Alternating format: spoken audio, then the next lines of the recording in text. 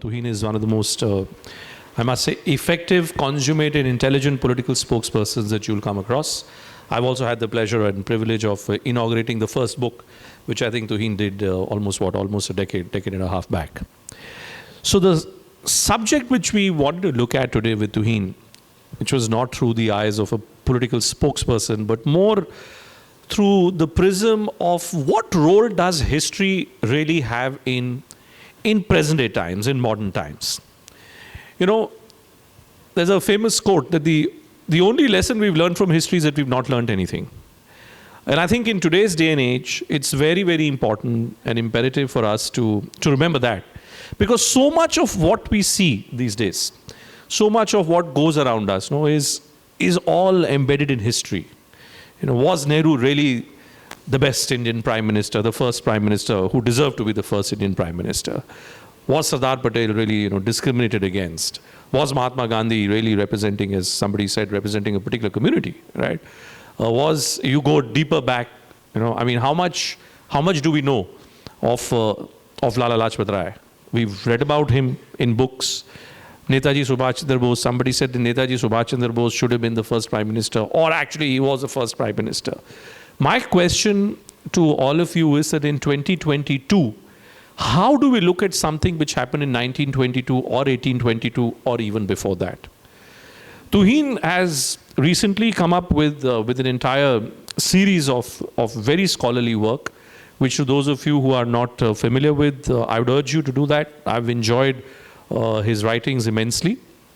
His work on tribal kings of India, on tribal characters of India, on the likes of Birsa Munda, who could arguably be given the credit for having led an entire movement which led to the creation, ultimately, of a separate state of Jharkhand, belonging to a particular community. A lot of these communities, a lot of these tribes were not even aware of. So I'd like to spend the next half an hour or so with Tuhin, and we can make it interactive. So maybe Tuhin and I will have a chat for around about 10-15 minutes, and I'd love to hear from you all. If you all have any questions, we can take that. So Tuhin, why don't you start off first by talking a bit about relevance of history in today's times? Why is history so very important for a matured and evolved democracy? Thank you, Bhupendraji, for the very kind introduction. Thank you, OCLF, for another opportunity to be in your lovely city of Nagpur. How many of you are aware of a freedom fighter by the name of Babu Rao Shedmake? So Babu Rao Shedmake carried out his exploits in the vicinity of about 100 kilometers from here in the Chandrapur region in the 1859, 60, 61 era. He was a Gond warrior who fought against the Britishers. And, when I was writing the book, unfortunately, there is such little information about subaltern warriors, and I don't blame any historian because history has always been written from the point of view of kings and rulers, that apart from the struggle against the Britishers, and by the way, it's also interesting to note how the Britishers had entered into some of the most remotest of areas, which some of our government officers would shudder to, officiate in as IAS or IPS even today. But they had no inhibitions going into the most interior of areas, setting up telecom services and trying to control the lives of villagers over there. So he led his revolution in 1859, 60, 61. And a very interesting part of his story is that there was, that area, Chandrapur and all that region, had a lot of rulers, like probably every 3 or 4 kilometers would have a small ruler, and most of them would belong to the Gond tribe. And those leaders would also be women. So one woman who apparently duped the British by providing false information to the British about the whereabouts of Babu Rao Shedmake and saved him for, at one point of time, was the same lady who 3 or 4 years later again provided the right information to the British to have him trapped. So you can imagine the kind of complexities of human relationships which may have gone into it, apart from the historical battle. So that is how interesting history is. Unfortunately, the way it has been laid out to us in our school books, I think our understanding of history has been extremely confined and restrictive, and that is one of the reasons why, after writing 10 books, I decided to embark upon a journey inwards. When I say inwards, one of the reasons for starting this tribal or subaltern trilogy was that I have grown up in a place called Jamshedpur, where Jamshedpur is in the middle of forests. It's a beautiful city, urban city, but then you can't not have a tryst with the tribal history of that place. The word Birsa Munda would resonate in different places. There would be small bastis named after Birsa Munda. Have you heard of Birsa Munda? Yes, sir. That you know, na? And have you heard of it more in the last 7-8 years than before that? Yes. Okay. Just to add and make it very simplistic and accessible, Birsa Munda is not just Birsa Munda. Birsa Munda, and my first tryst with Birsa Munda came when I, around about 2003, 2004, when I was in Jharkhand. And I was reporting on a story when Shibu Sorenji was the chief minister then. His son Hemant is the chief minister now. There was a case which was registered against him. He was referred to as God. Birsa Munda was not just Birsa Munda. He was Bhagwan Birsa Munda. There are statues and there are various idols around him. And I remember I went around town because that time I was a young reporter. I hadn't heard of him, honestly. I went around town and the kind of emotion which Birsa Munda evoked at that time, the minds of people, it told me how little did we know. So my next question, Tuhin, related to this is this: how difficult is it for chroniclers or discoverers of history like you to actually get hold of this information, given the fact that in India, let's be clear, there is not so much of emphasis on research? Do we have enough places, centers where you can do these kind of researches? See, I was aware of my limitations. I have dabbled into different things, but at the end of the day, I am not a professional historian. And so with Birsa Munda, I took the safe route of not keeping the book entirely non-fiction. So while the book is entirely true to the character of Birsa Munda, the secondary characters, whether it is the character of Father Hoffman, who was the main antagonist towards his in the Birsa Munda's revolution in 1899, or whether it is the character of some of the British police officers, those characters, I have taken liberty with those characters. But at the end of it, what has emerged is a beautiful 300 plus pages novel, which is true to the essence of Birsa Munda's thoughts while taking liberties with some of the secondary characters. So I think this was a convenient route which I took, also because in some places there were conflicting information about some aspects of the life of Birsa Munda. But I think the larger point was the messaging, which, if you ask me what is it which Birsa Munda, which separates Birsa Munda from many of the other subaltern heroes, there are two things. India's subaltern freedom movement started around 1765. The first known character was another Adivasi in the areas of present-day Jharkhand, Raghunath Mahato. But the best known case was of Tilka Majhi in the area around present-day Bhagalpur. From then onwards till 1947, from guerrilla warfare to Sitaram Alluri Raju had a tryst with Gandhism. Jaipal Munda was one of the most eloquent speakers of the Constituent Assembly. In fact, his speeches, if you ask me, they are extremely articulate about the Adivasi living. So Birsa Munda was somewhere in the middle of, if you look at the entire revolution from 1784 to 1947, it was the absolute middle period, 1875 to 1900.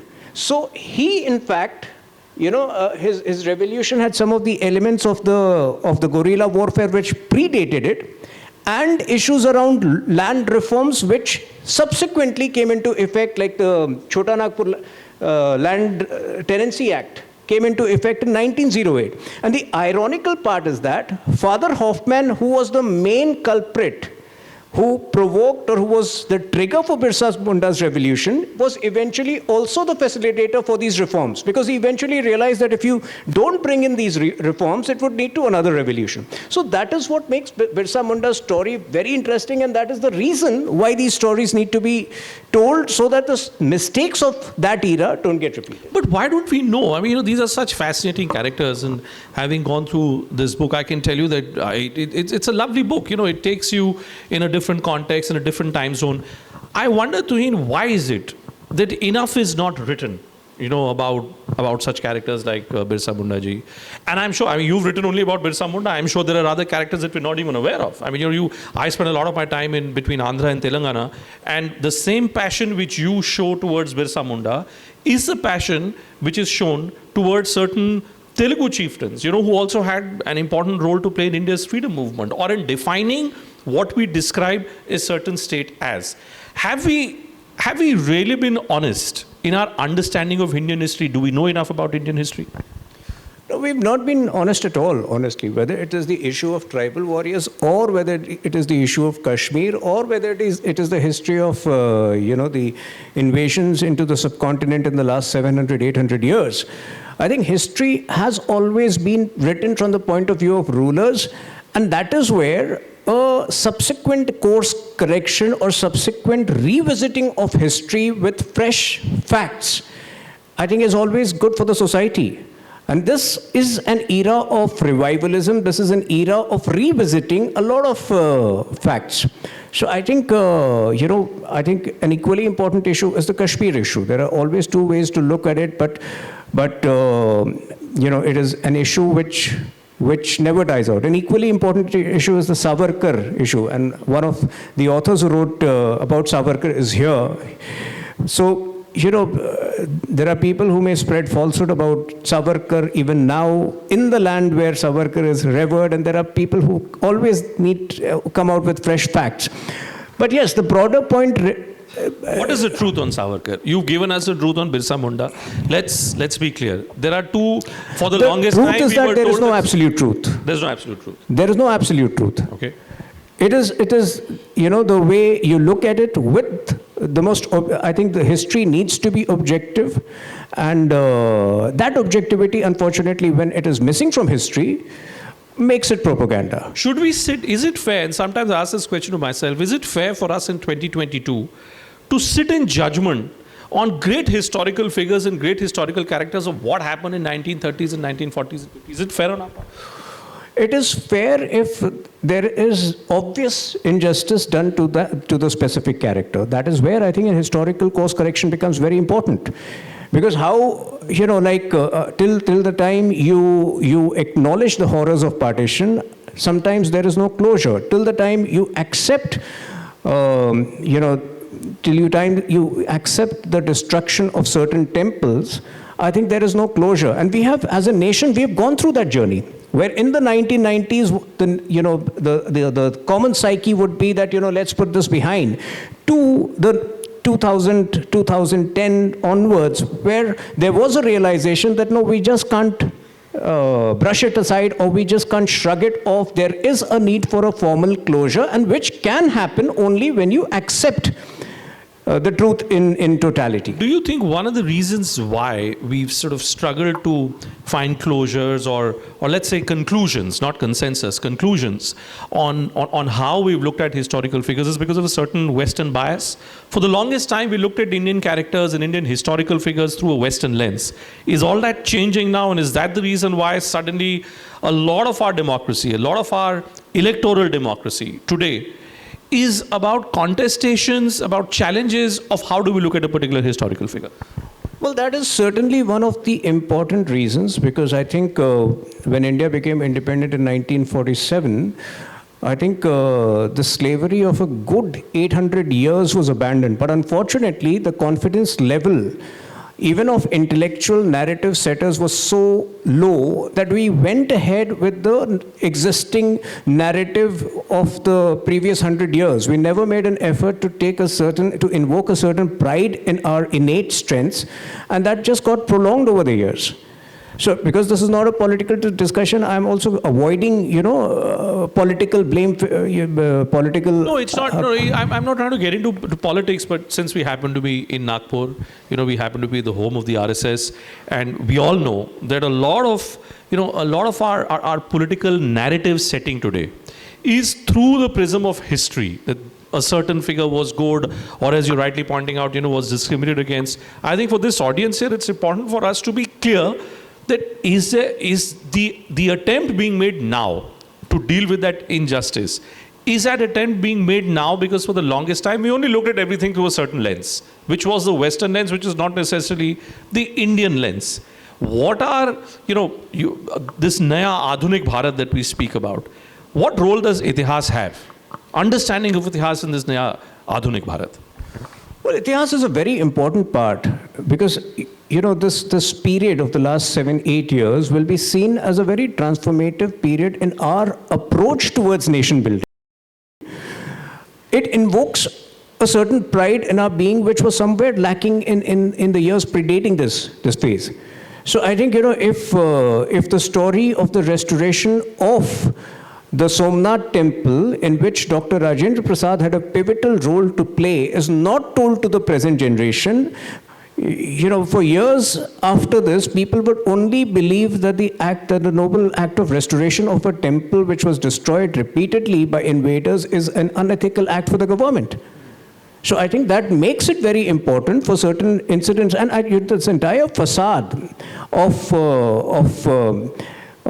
secularism, which had prolonged for so many years, I think somewhere the bluff needed to be called. When you talk about cultural identity, I don't think we need to be dismissive of our cultural identity. We don't need to be dismissive of the strength of our yoga. A lot of people today shy away from celebrating Yoga Day. I'm taking it slightly away from politics because they believe that yoga is identified with a certain religion, which is the biggest falsehood around it. So I think if these myths are not busted, and when I say Itihas need not be restricted to temples, it need not be restricted to rulers, it also needs to be the Itihas of yoga. It needs to be Itihas of Indian sciences. It needs to be Itihas of Indian forms of dance. So I think all of these need to be revisited, and I'm so glad that the last 7 or 8 years has set the tone for that revisiting. So let me put it this way. What was the notion of secularism for Birsa Munda? If Birsa Munda had to be challenged on the question of secularism, what would his definition be? How did he practice secularism? See, one of the, we need to accept it that Birsa Munda's fight in 1899 was primarily against forced conversions, which even till date continues to be an equally grave issue in the same areas. But unfortunately, those who claim to be the biggest supporters of Birsa Munda, like Hemant Soren, for example, are today in a very complicit way backing or supporting the same forms of conversion. But then one of the reasons why we don't talk about Birsa Munda's fight against Father Hoffmann, who was the main German pastor who was the main culprit at that point of time, is because that would jeopardize the politics of the present, some of the present parties. So see how beautifully, a historical figure actually blends with today's politics. That a party like the JMM, which claims to be the inheritor of Birsa Munda's legacy, today is a beneficiary of the very fight which was started off by Birsa Munda, which is why I come back to it that, sometimes I get this sense that we don't know enough about these historical figures for us to really come to a conclusion. But, I have many questions to ask Tuhin, but if someone here has anything, any question, any thoughts to share, you can raise your hand, you can introduce yourself. Yeah? And we can make it interactive. Anyone? Yeah? You have a question? You can give them a mic. Just introduce yourself and so that I know who you are.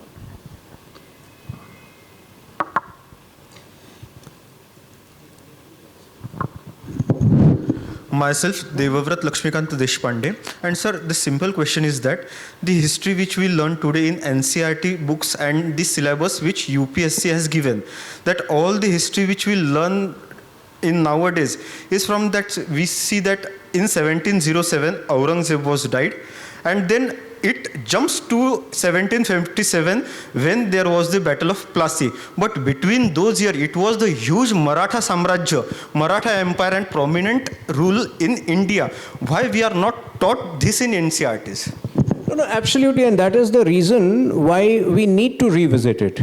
I can't think of a exact reason why it has been, because it can't be lack of information. Over here, it is definitely a lack of correct intent, because Maratha Samraj, in fact, yesterday we were talking about this, and 1658 to 1707 was probably one of the most cruel phases that India witnessed. But after that, suddenly, the rule of the Islamic invaders had begun to wane away. So in fact, for a brief period, there was Afghan rulers who were ruling in the northern parts of the country, and then obviously the Maratha Empire completely took over.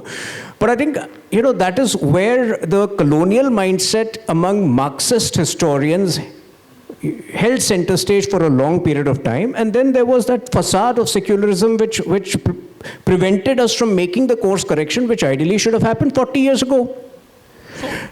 So are we then in the process of actually completely reimagining the very idea of India? If you say that for the longest time Marxist historians held this way, and I tend to agree with that. A lot of our top historians were all beneficiaries of Ivy League university degrees, and there was a certain Western way of looking at India. Has all that changed now over the last 10 years? Are we re-looking at the way we understood the idea of India, Tuhin?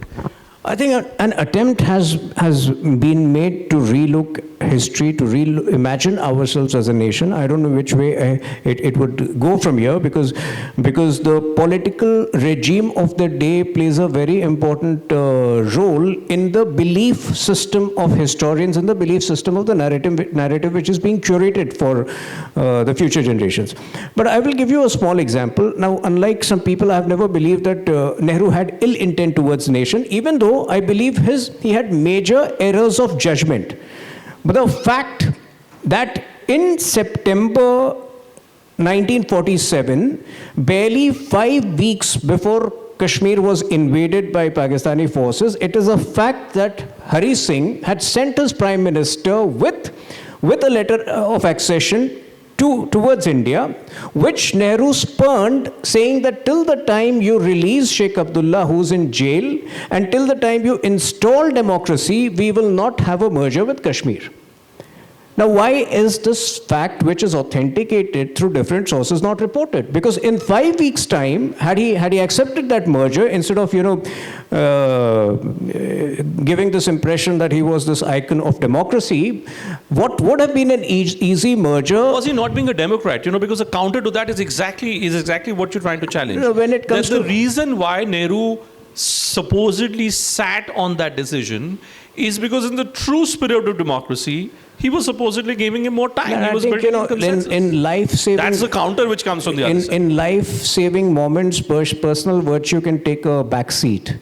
If you are concerned about the future of a country, if you, in certain life-saving moments for the nation, I'm sure personal virtue can take a backseat. But then the point is, when personal virtue takes center stage, the life of a nation gets endangered, which is what happened over a period of time. Can history be treated in binaries?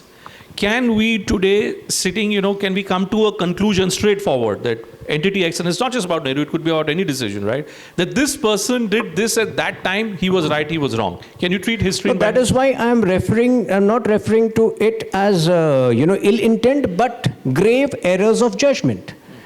I think, in hindsight, a lot of things which are happening today might be contested 20 years down the line or 100 years down the line. And I would still want it to be referred as errors of judgment rather than ill intent.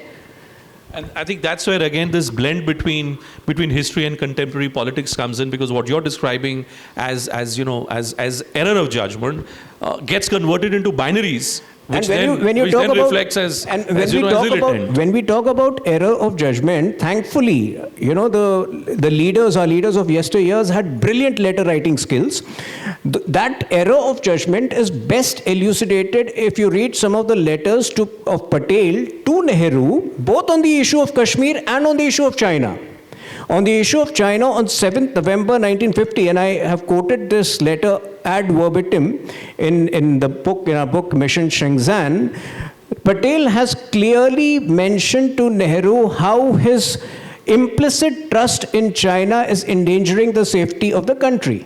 And I think, that letter held true to, for the nation more in the era between 2004 to 2014 than in 1950 when it was written. So am I to understand that Naya Bharat can become Naya Bharat only and only if we come to this conclusion that Nehru has to be vilified?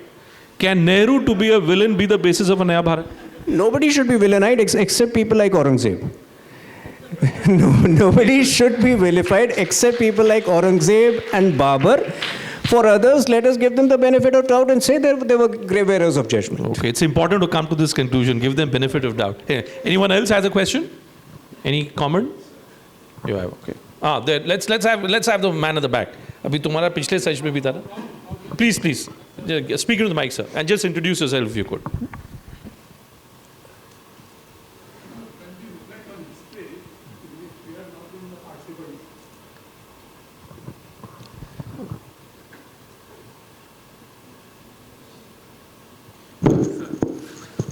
जो लड़ाई हमने लड़ी नहीं, What's your good name, sir? Sanjay Chaudhary. जो लड़ाई हमने लड़ी नहीं, उसके बारे में हम रिफ्लेक्ट कर सकते हैं क्या, बोल सकते हैं क्या, कि उसको एक्सेप्ट करना पड़ेगा कि वो उस समय की स्थिति थी और उस समय जो भी लोग थे उन्होंने ऐसा किया, और वो हिस्ट्री समझ के उसको कुरेदने में क्या हमको एडवांटेज मिल रहा है, और हम कब तक करते रहेंगे? 100 साल, 150 साल, 500 साल। मतलब आपका सवाल ये है कि जो इतिहास में हो गया वो हो गया। अभी क्यों बात कर रहे हैं? इतिहास का वर्तमान और भविष्य से कोई लेना देना नहीं है। यस, कोई नहीं। तो इतिहास की गलतियां अगर आप उसको फिक्स नहीं करेंगे तो वो गलतियां होती रहेंगी। तो जो 70 साल लगा कश्मीर का संपूर्ण विलय, आज भी वो अंडर प्रोसेस है, काफ़ी हद तक उसको 2019 में संभाला गया, लेकिन वो उस विलय को, जो संपूर्ण विलय 1947 सितंबर में हो सकता था, अगर एक छोटी सी गलती से अगर उस पूरे कश्मीर की ज़िंदगी जो है 70 साल रुक गई, तो आगे वो गलतियां दोहराई ना जाए, इसके लिए इतिहास की गलतियों को फिक्स करना बहुत ज़रूरी है। लेकिन चूंकि हम उस फेज़ में नहीं जी रहे थे, मेरा ये मानना है कि unless in extreme situations where you have jerks like Aurangzeb, I think it is better not to villainize people. लेकिन हम फिक्स कर सकते हैं क्या? Can we fix history, historical events? Fix is about closure, about accepting that yes, there was a mistake.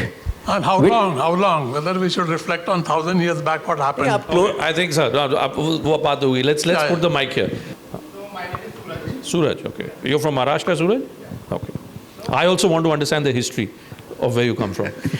So मेरा एक simple question है कि हम जब हिस्ट्री को दोहराने की बात करते हैं, समझने की बात करते हैं हिस्ट्री को, ताकि गलतियां ना हो दोबारा, सो हम गलतियों को जो दोहराए हुए गलतियां हुई है पास्ट में, क्या उसको हम फिर दोहरा रहे हैं, या आप कैसे देखते हैं इस कंटेम्प्ररी पॉलिटिक्स को, जिसमें हम नया भारत तो देखना चाहते हैं लेकिन हिस्ट्री को ऐसे दिखाते हैं जैसे वो हो गया तो बहुत बड़ी प्रॉब्लम है, जिसमें नया भारत के लिए इनोवेशंस, क्रिएटिविटी के लिए जो रैशनल थिंकिंग है वो बिल्ड करने की स्पेस क्रिएट नहीं हो पा रही है। और उसका निष्कर्ष क्या निकलता है, मैं वो बता दूं क्यों सवाल पूछे जाते हैं, और क्यों, जो आपने भी पूछा, क्यों ज़रूरी है कि आपको पता रहे कि इतिहास में क्या हुआ है या नहीं हुआ है। जो आपको आज बताया जा रहा है, मैंने पिछले सेशन में भी बोला था मैंने, कि आप एक पोस्ट ट्रूथ वर्ल्ड में जी रहे हैं। हर चीज़ के दो पहलू हैं। सावरकर को जब हमने पढ़ा, आप सबने पढ़ा, वीर सावरकर पे बात किया हमने, राइट, लेकिन उनके बारे में, उनके जीवन का एक पहलू था, उस पहलू को शायद ज़्यादा उजागर किया गया, इसलिए सावरकर जी के बारे में एक प्रचार हुआ। उस प्रचार को चैलेंज करना शायद ज़रूरी है, चूँकि उनके जीवन का वो इकलौता पहलू नहीं था जो पहले नहीं किया गया। वो हिस्ट्री को करेक्ट करने के लिए मुहिम है जिसका हमें पुरजोर समर्थन करना चाहिए। अब आपका सवाल है कि क्या हिस्ट्री को दोहराने से, कुरेदने से क्या हमें इनोवेशन में मदद मिल रही है, नहीं मिल रही है। Let me give you the example of America. आप लिंडन जॉनसन को देखिए, आप इब्राहिम लिंकन को देखिए, आप किसी को भी देखिए, जो ग्रेट, भारत और अमेरिका के बारे में हमेशा बोला जाता है कि two great democracies of the world. वहाँ पर रिपब्लिकन पार्टी भी सत्ता में रहती है, डेमोक्रेट पार्टी भी सत्ता में रहती है। डेमोक्रेट पार्टी आके ये नहीं बोलती वहाँ पे कि जो 30 साल पहले राष्ट्रपति था ना, वो ये डिसीजन लेके गया, इससे यहाँ पर जो है कि सब गड़बड़ हो गया। भारत में वो प्रथा आज की डेट में शायद ज़्यादा हावी इसलिए है चूँकि हम लोग ना व्यक्तिवाद की राजनीति में हम लोग फंसे हुए हैं। हम लोग उसके ऊपर नहीं बढ़ पाए हैं, और वो शायद इससे नहीं बढ़ पाए हैं हम लोग चूंकि हम लोग अभी भी as a democracy, as a लोकतंत्र हम लोग इवॉल्व कर रहे हैं। जब आप उसको इवॉल्व करने के प्रोसेस में हैं, आपको ये समझना ज़रूरी है कि आपका जो इतिहास है, आपकी शुरुआत कहाँ से हुई है। जब तक आप उस शुरुआत के बिंदु को आप सही से फिक्स नहीं करेंगे, एड्रेस नहीं करेंगे, तब तक आप देखेंगे कि आप टेढ़ा मेढ़ा चलते रहेंगे। आपको चलना है सीधा, आप चाह रहे हैं कि आप भागें, उस भागने के लिए जो आपका जो स्टार्टिंग बिंदु है उसको फिक्स करना ज़रूरी है। वो मुहिम मेरे मुताबिक आज की तारीख में ज़्यादा पुरजोर तरीके से की जा रही है। जिस नए भारत की हम लोग बात कर रहे हैं, मैं ये नहीं कह रहा जैसे कहीं कहीं कुछ लोगों ने कहा कि जो हवाई जहाज़ है, हवाई जहाज़ उसका निर्माण है वो भारत में हुआ, क्योंकि शास्त्रों में ऐसा हुआ। अरे भाई, एक यान था, वो उड़ता था, is a part of mythology. Is all mythology history? No. As a word, mythology is a myth, right? Begins with myth, M-Y-T-H, right? So a lot of it is myth. It becomes faith. History और इतिहास के लिए भी ये ज़रूरी है कि आप ये myth, faith और mythology के बीच का जो रास्ता है, उस रास्ते को आप बड़ी क्लियरली आप उसको समझ पाएं। इससे ज़रूरी है कि आप उसको लगातार कुरेदते रहे, आज भी कुरेदे, आज से 100 साल बाद भी कुरेदे, क्योंकि हम जिस प्रकार से हिस्ट्री को देख रहे हैं आज की तारीख में, वो हम अपने नज़रिए से देख रहे हैं, 2022 के नज़रिए से देख रहे हैं। 3022 में शायद, मतलब if we are all, Elon Musk अगर हम सबको स्पेस भेज देगा तो हम लोग स्पेस के नज़रिए से देखेंगे कि भाई तब की हिस्ट्री क्या थी। तो मैं जस्ट एक चीज़ ऐड करना चाहूँगा कि देखिए, जब इतिहास को हम रिविजिट करने की बात करते हैं तो वो नेसेसरीली केवल बुरी बातों के बारे में नहीं है। जब आप कश्मीर के इतिहास को समझना चाहते हैं तो क्या कश्मीर के इतिहास में आदि शंकराचार्य और राजा ललितादित्य का एक पॉजिटिव कंट्रीब्यूशन नहीं था? तो उनके बारे में हम क्यों नहीं जाने? तो ये इट वर्क्स बोथ वेज। जो अच्छी बातें हैं जिनके बारे में हमें पता नहीं है, अगर एक नए सिरे से ज्ञान उपलब्ध होता है, हालांकि वो ज्ञान जो है वो इतना साल हो गया है, वो कितना ऑथेंटिक होगा वो मुझे नहीं पता, लेकिन नई इंफॉर्मेशन से हम अपने आप को वंचित क्यों रखें? Why don't you tell us a bit about Adi Shankaracharya, because it's such a fascinating character to observe. हम लोग पढ़ते हैं लेकिन शायद हम सब लोग सतही। आदि शंकराचार्य पर मेरा अभी भी अध्ययन चल रहा है, तो इसीलिए मैं खुद भी जो है समझना चाह रहा हूँ उन्हें। लेकिन जो व्यक्ति केवल 38 वर्ष की आयु में, जिसने अपने कन्विक्शन से केरला से कश्मीर तक की भूमि तय की, और जिनके बारे में बताया जाता है कि जिन जगहों पे वो गए और जो जिन एरियाज़ का भ्रमण किया, वो लगभग आज भारत की का नक्शा है। तो मेरे ख्याल से उनसे ज़्यादा जो एनलाइटेंड व्यक्ति है वो शायद ही एनलाइटेंड फिलोसोफर शायद ही होगा। मैं थोड़ा सा और कन्विक्शन के साथ, क्योंकि मेरा रिसर्च चल रहा है, शायद मैं आगे उनके बारे में कुछ लिखूं, तो मैं हो सकता है कि अगले बार 1 साल बाद बनाऊं। I think ma'am had a question.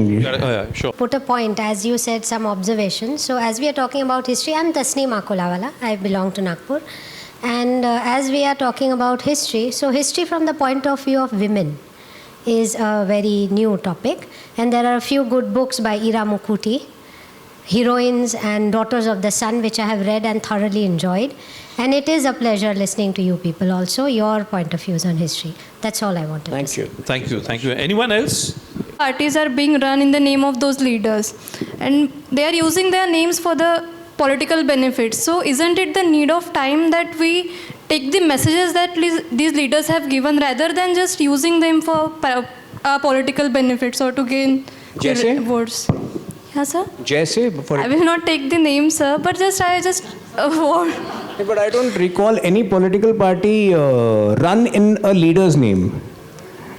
Sir, there are. No. Leader in the sense, the historical figures that are present in Indian history. जैसे unfortunately आज तक सावरकर पार्टी नहीं है, होना चाहिए था। नहीं, आपका अगर if your question is about contemporary politics, it's valid question.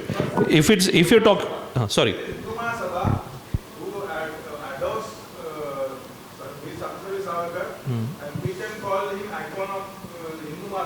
Yes. So this is an example how political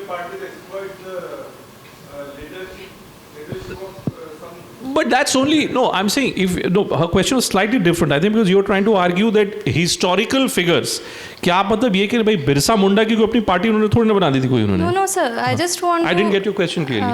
I just want to know that isn't it really important that we took the messages that these leaders have given us and incorporate them in our lives rather than just Look, I'll give you an answer. Ambedkar, when he was speaking the Constituent Assembly debates, he made this point very clear that there should never be any idol worship of a human being. Hero worship, Vyakti Puja. But we are today living in different times. I can give you the politically correct answer, which would be a superficial answer, honestly. You are not listening to me and you're not listening to Tuhin Sinha because we represent a political thought. You are listening to us because my name is Bhupendra Chaubey. You may have some good view or bad view about me, and so is the case about him. You are in the era of branding. You're in the era of packaging. Politics is also a product today, and that product has to be sold with a brand. Irrespective of which party you are in, if you don't have a brand to sell, you have nothing to package. And if you don't have anything to package, there's no question of any message. So irrespective of which political party you may like or dislike, you like an individual, you dislike an individual.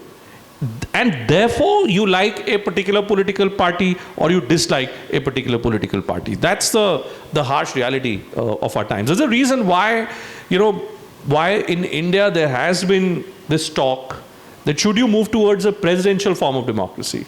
Is one nation, one poll, is it like the first step towards moving towards a presidential form of democracy? You elect an individual, not a group of MPs. Should you be moving towards that? There is a thought, which your question is making me think more. What exactly were you referring to? Because I'm still trying to figure out. So, but there is only one party, national party, which uses its leader's name, Congress I. और उसका क्या हश्र हुआ है आपने देखा? Okay, last question. It's already 4:47. अच्छा हाँ, he has been raising his hands for the longest. Sir आपने जैसे बताया कि इल इंटेंट नहीं था, जजमेंटल एरर्स हो सकते हैं, तो सर जब एक नॉन वायलेंस, हमको एक चीज़ों को पता चला कि नॉन वायलेंस, अहिंसा, नॉन वायलेंस के बारे में कि नेहरू जी ने, गांधी जी फुल सपोर्टर थे, तो सर जब इन कंटेम्प्रेरी आज भी एनसीईआरटी बुक्स में पढ़ाया जाता है, सर नेताजी का जो कंसेप्ट है फिलॉसफी दबाई क्यों गई? अगर आपने जो बोला हिस्ट्रीज में एरर होंगे, तो सर आज भी क्यों एरर्स? वो इल इंटेंट नहीं था तो क्या था? सर उनकी भी एक फिलॉसफी, सर हमारे बाजू का किराएदार अहिंसा से घर नहीं खाली कर सकता, सर पूरी देश कैसे वो आज़ाद कराएंगे? तो सर नेताजी को क्यों दबाया गया इस फिलॉसफी? आज भी सर हिस्ट्री की बुक्स डिस्क्लोज नहीं करती इस चीज़ के बारे में। मैंने वही कहा था ना, जो कॉलोनियल माइंडसेट हिस्टोरियंस का, कुछ मार्क्सिस्ट हिस्टोरियंस का उस समय व्याप्त था, वो कई सालों तक चलता रहा, क्योंकि उसके बाद जहाँ 70 के दशक में हमें उसको हटाना चाहिए था या 80 के दशक तक हटाना चाहिए था, उस समय एक नए सिरे से एक नई डेफिनेशन ऑफ सेक्युलरिज्म के साथ उसको और बढ़ा दिया गया 20-30 साल बाद। तो आज जो कोर्स करेक्शन हो रहा है वो आइडियली आज से 40 साल पहले होना चाहिए था। लेकिन एक जो बड़ा पॉइंट ये है कि देखिए, कल को कारगिल को लेकर भी 2 पॉइंट ऑफ व्यू हो सकता है देखने का।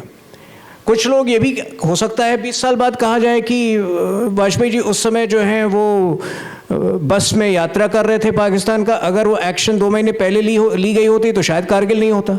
तो उसमें क्या अब वाजपेयी जी को ब्लेम करेंगे या ये कहेंगे कि वो एक एरर ऑफ जजमेंट हो सकता था?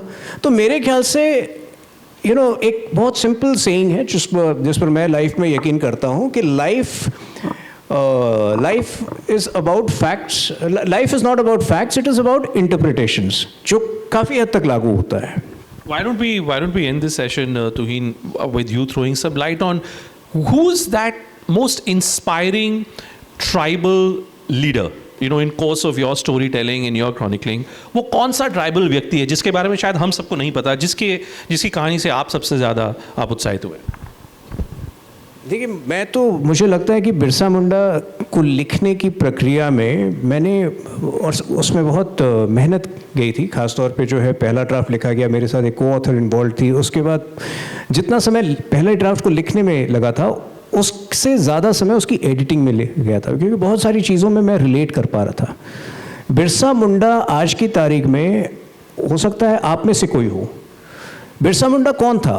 25 वर्ष की आयु में जहाँ कम्यूटेशन या कम्युनिकेशन के साधन बिल्कुल मिनिमल थे।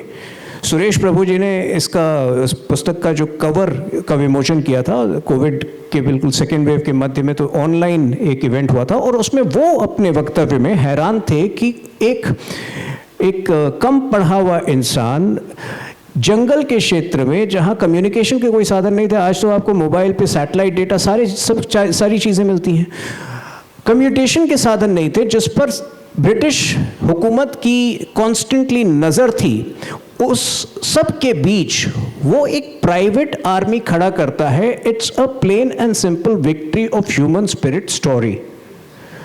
और हालांकि मैं दोबारा कह रहा हूं कि मैं हिस्टोरियन नहीं, इसलिए मैं कंक्लूसिव रिमार्क नहीं दे सकता। 40 वर्ष के बाद उसी क्षेत्र में 200 किलोमीटर दूर जब सुभाष चंद्र बोस ने इंटरनेशनल स्केल पर एक प्राइवेट आर्मी खड़ी की, तो कहीं ना कहीं हो सकता है कि hearsay used to play a very important role in those era. Somewhere he must have been inspired by this half-literate icon called Birsa Munda, who by the strength of his conviction transformed the history of the region. आज का बिरसा मुंडा ज़रूरी नहीं है कि वो British से, he could be somebody who is battling, boredom in the corporate world and decides to set up an entrepreneurship in a tribal area. It's about the victory of human spirit. It could be somebody who is completely fatigued of an existing political system and decides to, और जब मैं एक नए political system की बात कर रहा हूँ, केजरीवाल की बात नहीं कर रहा हूँ, वो flop हो चुका है। तो I think Birsa Munda lies in each one of us. It is about raising the bar. It is about stretching yourself to do something which you strongly believe in for the nation, challenging all the odds against you. I think that's a good point. That's a good point you make. And on that note, let me wrap this session up.